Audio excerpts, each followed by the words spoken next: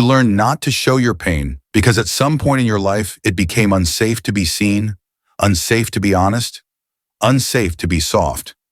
So you adapted by becoming controlled, quiet, useful, emotionally sealed. The kind of person who bleeds inward and calls it strength. The kind who turns heartbreak into discipline and fear into politeness. The kind who survives by becoming unreadable. And people mistake this for maturity, for resilience, for power. But what they are really seeing is a nervous system that learned to treat vulnerability like a threat and emotion like evidence that could be used against you. So you hide it, compress it, intellectualize it, store it in the body, and keep moving. Because hypervigilance taught you to scan instead of rest. Relational trauma taught you that your pain would be ignored, mocked, or exploited. And emotional self-containment became your identity.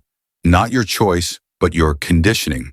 A psychological armor built from early lessons that said visibility equals danger, that needing equals losing, that silence equals safety. And over time, this survival strategy rewired your inner world so deeply that you stopped knowing the difference between being independent and being emotionally starved, between being strong and being alone. And the cost of this is subtle but enormous.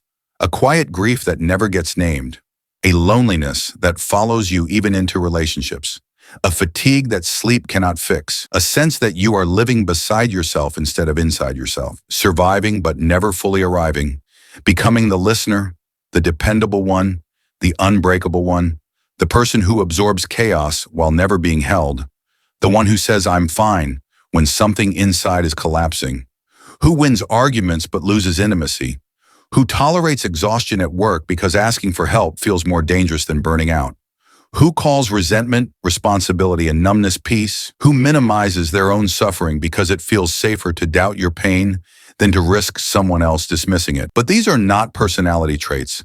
They are coping strategies fossilized into character, intelligent adaptations that once kept you alive, but now keep you hidden. And healing does not begin with dramatic confession or emotional exposure.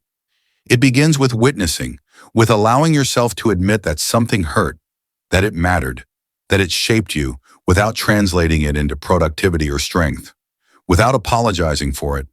Learning the difference between privacy and self-erasure, learning that you do not owe your pain to everyone,